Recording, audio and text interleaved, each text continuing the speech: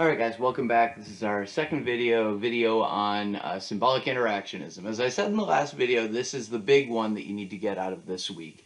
It's not super difficult, but it is that important that, and part of it is because it is relatively easy to understand compared to, if you think about some of the complexities of Marx or Durkheim or Weber, symbolic interactionism is really straightforward, and there's something to be said for a theory that is relatively intuitive. As I said before, Herbert Blumer is the big guy for this. He wrote a book called Symbolic Interactionism, which was based on his study with George Herbert Mead. So symbolic interactionism, I guess it's worth us breaking down the term actually itself a little bit. Symbolic obviously has to do with symbols. So there's meaning. Symbols are just basically things that hold meaning. And the idea is that we interact with each other based on those symbols, based on meaning. That's it. And if you think about that, if you just, before I even get to this stuff, although I guess I've gotten to these two already, what you are thinking about is you walk out, you meet somebody, and they're interacting, and you're interpreting what they're doing, and then you interact with them. That's it. It's as simple as that. The idea, and the tough thing about this is building up a theory that goes beyond the everyday out of this, which I told you could be your dissertation topic. So the three core principles of symbolic interactionism are, first of all, that people act based on the meaning that things have for them. Meaning. In my intro class, I talk about the idea of something called the symbolic universe, the idea that everything has, like, I use the metaphor of a post-it note. Every single thing that you see has a post-it note attached to it. Whether that's the whiteboard, which means thing that is appropriate to write on as compared to the wall, which is thing that's not appropriate to write on, which is different than a door, which is, again, big flat thing, but thing that you use to get in and out. And all of those are obviously mundane examples, but they're all things that you, without even really thinking about it, know the meaning attached to it, but at a certain point, you had to learn those meanings. Which takes us to point two. Those meanings come from interactions.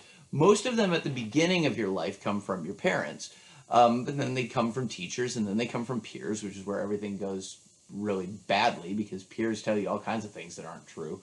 And increasingly today, it comes from mass media and social media. Limited forms of interaction, well, social media, some of them are more two-way, but a lot of them are interactions that are, you watching some influencer or some celebrity on Instagram or something like that. And it still is two human beings in communication. It's just one of them is more listening and the other one is more talking. But the meanings that we attach to things come from interactions. So that's the second core proposition. The third core proposition is that meanings, I didn't write this part, meanings change over time as we consider them. And we consider them in terms of ourself. So that one is a little bit more complicated than the first two. The idea here is, if you remember, George Herbert Mead talked about the self as this mental process of taking oneself as an object. So we think about things in terms of ourselves. This third proposition suggests that these meanings that we've gotten through interactions, we don't just receive them and passively act on them. We consider them. You think about things, and then you think about them either explicitly or implicitly in terms of your life, what you think about how you want your life to go. That's what it means about consideration in terms of the self. The self lies at the heart of symbolic interactionism. It's not that we just are like computers that get things input into us and then we output. We get meanings input into us, then we interpret them, consider them, and then act on them based on the purposes that we have in our lives. That's where this gets a little bit more complicated.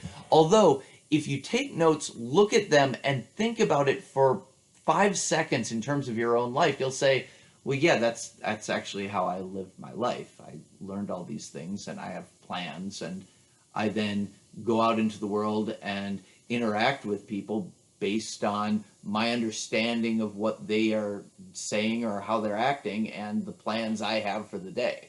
I mean, it kind of is an intuitive description of the way you live.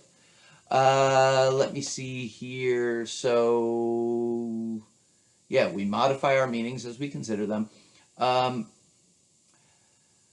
that, I think, is maybe all that I need to say about that. But we've got this fourth level, and this isn't one of the core propositions. This is something that we get from Herbert Bloomer himself. Most of this is straight from Mead. The fourth one, obdurate reality. Now, obdurate just means a sort of hard, like undeniable thing, and reality means reality. So, what Herbert Bloomer was especially attuned to was sociologists have this tendency to conceptualize how life should be. We look at it, we think about it, and then we create this understanding of it. And Bloomer says, look, at the end of the day, you just got people interacting with each other. That's reality. That is the hard, firm reality that we have to just deal with. And what people are doing is not just interpreting the symbols that exist in their society, but they're going about their day. They're living their lives. They're trying to put food on the table, or they have aspirations of getting a college degree or whatever. And that's reality. All of the rest of this stuff has to fit into that common sense understanding that we have of the way people get on with their lives and live their lives. If your theory, whether it is a version of symbolic interactionism, or whether it's Marxism, or whether it's some Durkheimian collective consciousness, it all has to come down to the fact that people wake up in the morning and they're stressed out and they need something to eat and they have to be able to pay rent, and eventually they want to be able to own a house and be able to go on vacations, or whatever your game plan is. You got a game plan. Bloomer says we got to take that into account too. We don't just interpret and act in situations. We've got purposes that extend beyond the situation. Okay, so boom, we've dealt with all of this. We act based on meanings. We get the meanings based on interactions. We consider them based on what our game plan is, and we go about our lives based on a game plan, but interacting with people based on the meanings things have for us. All of this adds up for Bloomer to society. That's what society is. It's kind of Weberian in that sense, that there's not some grand structural things that, yeah, we act as though they are, and so there's truth to them in that sense. But you know, if you look, if a squirrel is up in a tree looking down at people, what they see is a bunch of people interacting. Sometimes they'll interact in weird ways because they'll act like things that you can't see are real, like a university, for example. And their interactions will reflect that sort of imagined into existence reality. But what you basically have is a bunch of people doing this stuff, and that adds up to society. Bloomer says society is not some macro level entity. Those idea of social facts that Durkheim talks about, we don't need that to understand what's going on. People wake up, they do these things, then they go to sleep. People produce what we think of as society by learning meanings from others, including the meaning of myself. After all, I got that from my mom and dad telling me, you're intelligent, you're capable, you though don't always do the right thing, and you got to try to fix those things. The meaning I've attached to myself has also come from from other people. I consider those meanings in light of my purposes in life, having a successful career and a happy family, and then I act.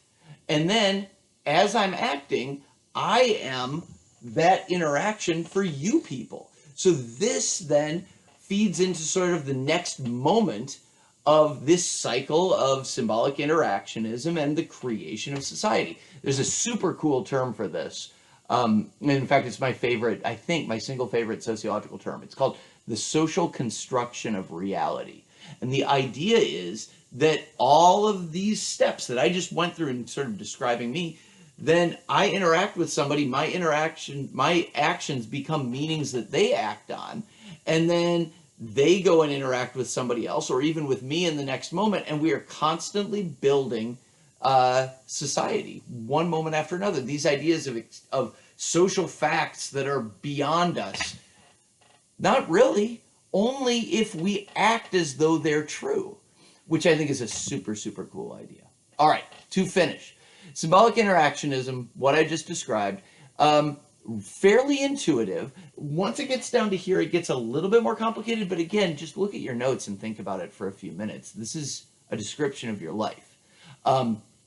It is not the most difficult, but it is the most important theory that you're going to learn in this unit. And again, one of our 4 big things we need to get out of this course. It is the foundation of several of, if not all of the other theories that we're going to talk about. When we talk about dramaturgy, Goffman and his presentation of self in everyday life, the idea is that I go into the world and I interpret how other people act, and I want to give them a particular sense of me. But it's based in symbolic interactionism. Homann's exchange theory and Coleman's rational choice both are based on the idea that something is important to me and I then pursue it. Again, acting based on meanings. And sorry, I got to scroll down. It's a little bit of an awkward time because I needed to see if there's anything else in my script, but there is not, which means we're done. In the next video, we will deal with that Goffman dramaturgy stuff that I just alluded to, which I think most students find pretty interesting, so I think you'll like it. All right, I will see you then.